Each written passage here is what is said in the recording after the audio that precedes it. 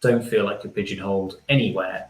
You could have a door opened to you by anyone at any time, and kind of putting yourself out there and finding opportunities that excite you and following those opportunities, you will learn more from trying new things and failing than you will sitting there and hating your job and going, I can't see a way out of this. From the Marine Society, Britain's oldest maritime charity, this is the Coming Ashore podcast, bringing you insights and anecdotes from maritime professionals into the world of shipping, aimed at helping seafarers to come ashore and those who already are. Coming Ashore is a mentor programme delivered in association with Maritime London, the ITF Seafarers Trust and Nautilus International.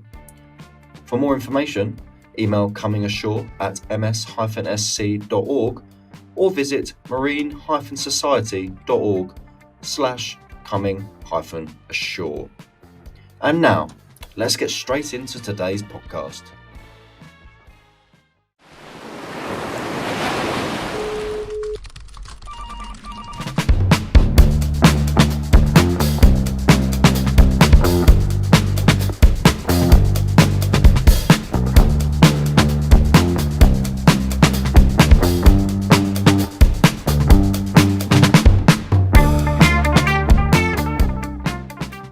Hello and welcome to the Coming Ashore podcast. With me today are my co-hosts Nat Phelps. Good evening. And Will Fuller. Hello. And I'm James Chalk. Each episode we're looking to learn a bit more about the maritime industry and the people who keep it running. Today we are interviewing one of our co-hosts, Mr. Nat Phelps, who's going to talk us a bit about his background in the maritime industry and get us up to speed as to some of his views on the wider industry and what the public needs to know about seafarers. So Nat, just as a bit of an icebreaker for you, what's something you're really proud of, but you never get to tell people about? That's a tricky question. You know what? Just because we're sat in my kitchen, I'm going to say I'm quite proud of my garden this year. Like, had some sugar snap peas for lunch, which I grew. There's loads of tomatoes coming, which I'm growing. I mean, it's all thanks to my mother-in-law. But yeah, quite proud of my garden, but I never ever get to talk about it. Is the patio included in the garden? No, because Em did that. Yeah, I was going to say your heavily pregnant wife did that. Yeah, thanks for sullying my reputation on minute 3. It's not a problem. Start as you mean to go on. And for those listening, Nat's garden is looking very nice today. So, Nat, give us just a bit of a background on what your current role is and how did you get into the maritime industry? So currently I work for Carnival UK as their operations planning and risk manager. So I work opposite James, for those who are listening. I kind of work a little bit further out. I look sort of 6 to 12 months out, whereas James looks a little bit more in the here and now. So when I don't fix problems, he fixes them for me. That doesn't really tell you how I got into the industry. Sorry to speak over you, but what are you looking at? General operations, current deployments, future deployments, how we can operate better, how we can learn lessons, and that's okay, cool. Things like that. Yeah. So getting into the maritime industry was completely by accident. I left school with some not very good A-levels to my name and another career path that wasn't going to happen. So I spent a couple of years bumbling around, not doing very much, and then decided I wanted to do something more meaningful with my life, and just happened to come across the cadetship. So applied for a few cadetships and eventually got the nod from Carnival UK. But I applied to BP, James Fisher Tankers, mainly British companies. I think I applied to Maersk though, just to buck that trend as well. Interestingly enough, Maersk gave me the nod 6 months after I started with Carnival. I got would you like an interview? So yeah, it was completely by accident. So it's a very, very short story. I had absolutely no aspirations to be in the maritime industry. I had no idea that it really existed. But sort of a short Google pointed me in the direction of the Careers at Sea website, actually. And that's kind of where I took most of my guidance from to get the cadetship. And that started in 2011.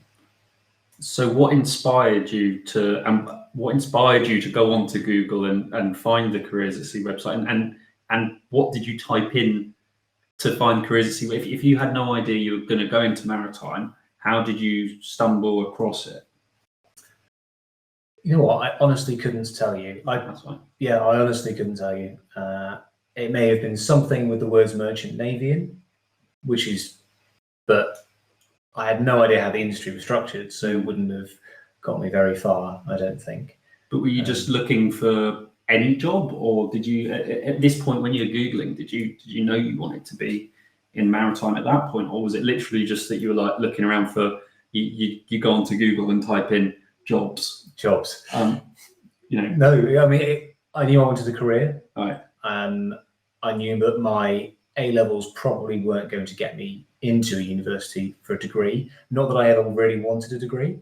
So kind of the other option, to give you an idea, the other option on the table was paramedic. So again, fairly vocational, elements of practical, on-the-job training, and that's what I was really looking for, something that I could get out there and do.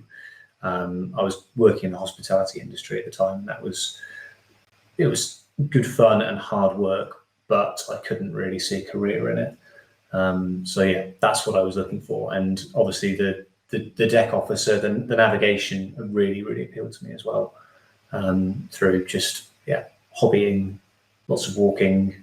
So that was the thing that really grabbed my attention, was someone's going to pay me to learn to drive a ship around, which sounds like fun. So you thought that sounded like fun. You got offered a role with Carnival as a cadet. You then turned down Maersk 6 months later because you'd already started. Biggest mistake of my life. But so what then took you? Tell us about what happened then between you starting that cadetship and how you ended up sitting across the desk from getting to stare at James every day whilst he clears up your mess. I mean, it's a great job, right? Get someone to clear up your mess for you. So qualified in 2014 and then spent 2.5, 3 years as a qualified officer with Carnival UK, which was really, really good fun. Really hard work. I met some fantastic people along the way. You being one of them, Will, who, of course, was one of my cadets when I first qualified. Yeah. So that's a proper throwback. Had some really interesting mentors along the way, but never really saw any alternative to my career other than I'm going to be a captain. And that is very much where I wanted to go. Captain, maybe come ashore into the office, get paid the big bucks, retire to a nice big house in Hampshire. That was the plan, which then got really quickly flushed down the toilet after I had a couple of seizures and lost my medical. So the MCA take a very, very dim view about people who have seizures on the British ships. So that kind of stopped me in my tracks in November 2017. I went on a period of medical leave, just at the point I was also planning to do my chief mates as well. So I spent more time than I needed to as an officer of the watch, but I felt like the experience was worth getting. I kind of came in just at the cusp of when the sea time requirements were dropped for your chief mates, but I didn't feel comfortable when I hit that 12-month mark to actually then go and sit down in front of a captain and do my chief mates.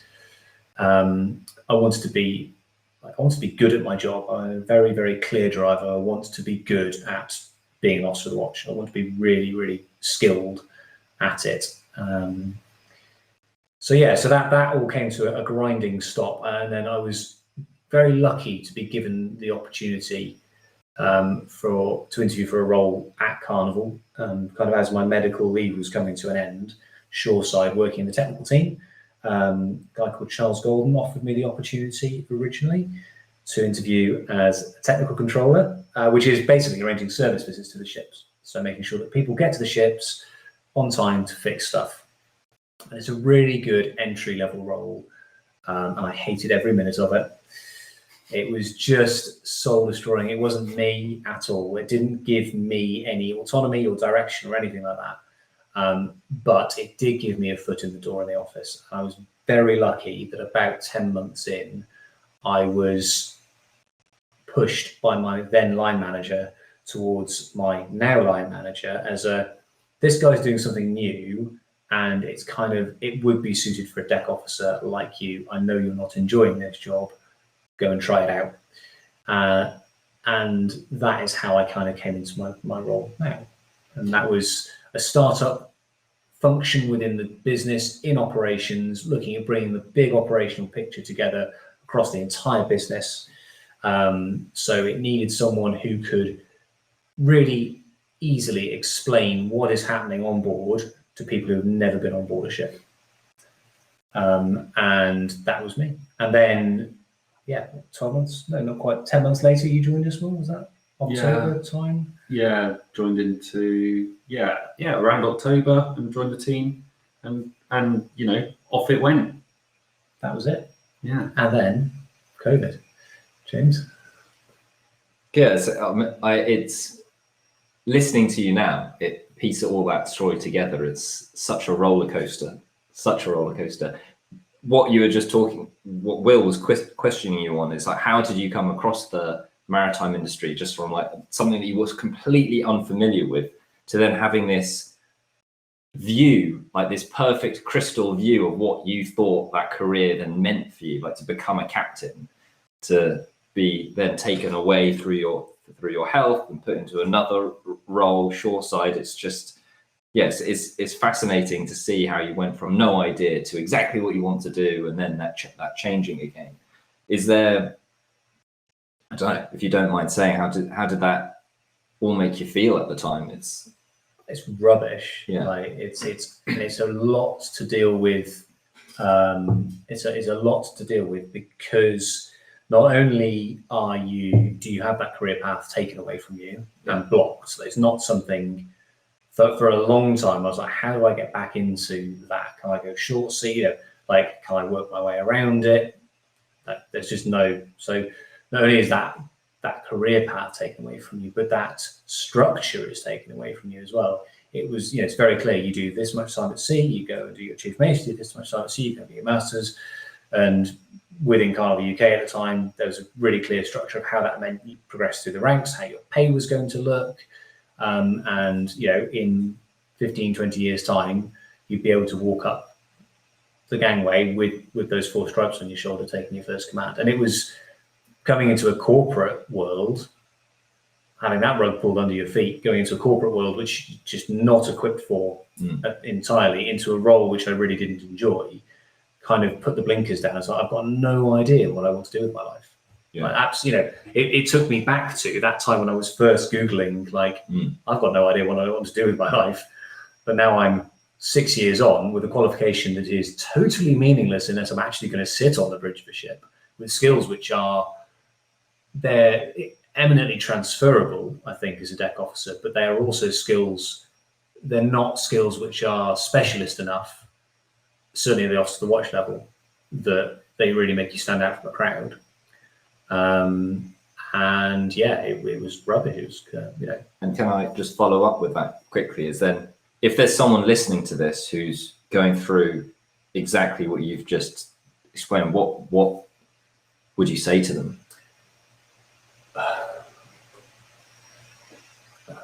I mean, keep an open mind, I think, would be the first thing, and say yes to anything that comes along. If you're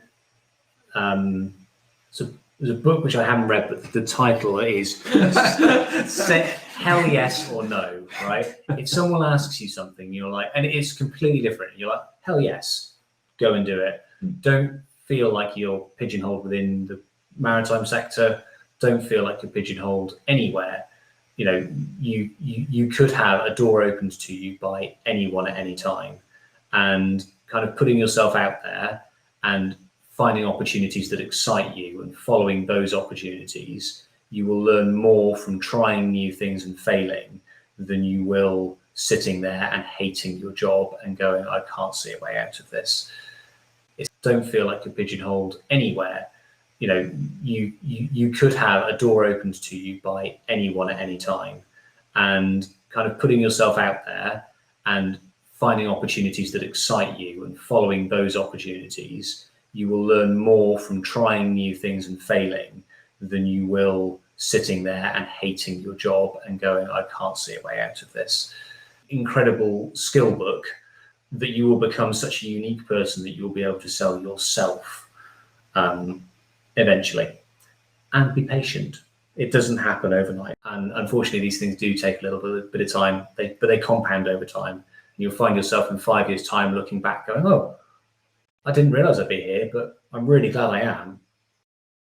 And that's from saying hell yes. And that's from saying hell yes. I don't know whether I hope more that that's what the book's about or whether it's about something completely different. Because either way, you're going to have to read it now and tell us. Yeah, I will. I'll report. I won't promise it by next episode, but yeah, I'll read it and tell you. But the title, yeah, just. I mean, just to open up behind the scenes of recording a podcast, we're recording the next episode straight after this. I'd be very impressed if you managed to read it. Speed reading. Yeah. Get Blinkist then. So Not sponsored. That'll help. Definitely not sponsored yet. So you kind of went from going into a place in the industry where you weren't happy, and now you found somewhere where you're happier. And have you got an idea of where you'd want to go next, or and why? Yes, very much so. I think. Definitive as always. The corporate world is a really, really good, like, eye-opening world.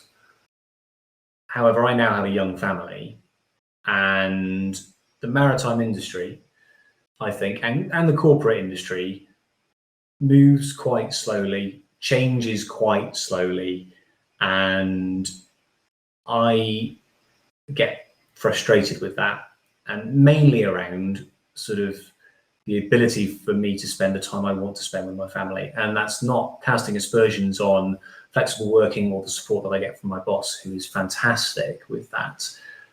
But I'm always working at someone else's behest, on someone else's time, ultimately for someone else's back pocket, the shareholders, of course, which is great. It's given me a really, really great place to start a family from.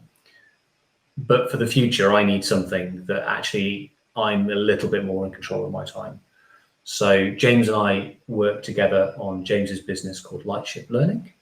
More on that, I'm sure, in the future. But it has ignited sort of the latent entrepreneur in me, and I'm much more interested now in doing something for myself where I can manage my time and control my time the way I want to, so that I can balance all aspects of my life, rather than having 8 hours a day where I'm kind of expected to be behind a desk in one form or another.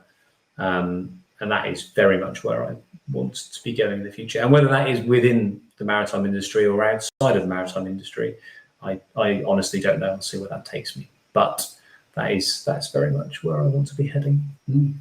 I'll be honest, when we started recording this podcast, I didn't expect it to become a conversation about late stage capitalism, but you never know where it takes you. So there's no agenda here. No. That's interesting. Yeah, definitely. Well, I guess as a follow-up to all of that, we've touched on like a broad spectrum of topics, how you could potentially get into the industry, what happens when the plan goes off the rails through and out of your control, how you sort of piece that all together, and then ultimately how you sort of start to reshape and redefine your career path. But what's one, and that's very personal to you, but what's one thing that you would want the wider industry and the public to know about seafarers? Having just given us a very brief glimpse into what a seafarer may go through in the beginning, middle of their career. I'm not going to say end just yet, are we? No, not my phone going off now. So I think the thing I'd like for the public to know is that seafarers are out there. We always say that global trade doesn't happen without seafarers, but I think that kind of dehumanizes it a little bit. Seafarers are people, and they are out there doing a job in an industry which is incredibly dangerous and is really at the behest of, or at the whim of, huge global forces. They are the people that are executing global trade, and that global trade is at the whim of the climate and the economy and pandemics. But there are still people out there living on board ships, doing this job. And for some of them, it is very much because they love it. And I make no bones about it. I really enjoyed it. Well, I really enjoyed being at sea. It was a lot of fun. But there are people out there who, like me, loved it. There are also people out there who are doing it because that is the best way that they can get money back to their family, and they hate every minute that they're away.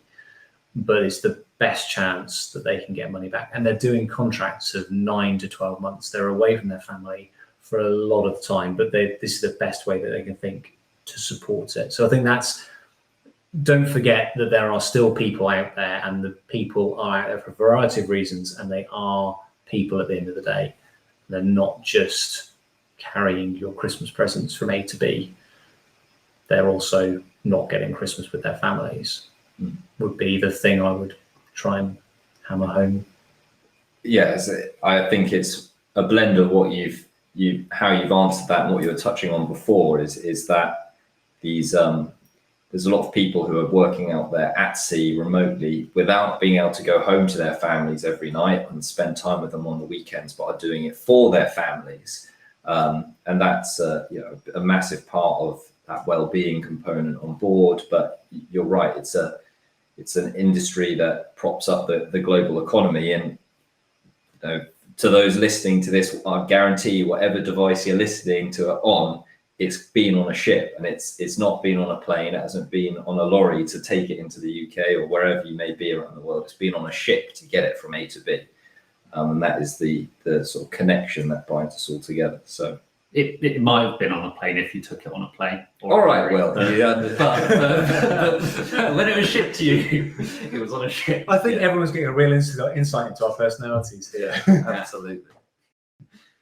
All right. Well, Nat, thanks very much. We've, like I said, we've touched on a lot there, and no doubt in future episodes we'll do deeper dives into some of those topics. But we're going to have to wrap it up there for today. Thanks very much for joining us. Thank you very much. Thanks everyone for listening to the Coming Ashore podcast. We hope you've enjoyed this episode and that you'll join us for the next one.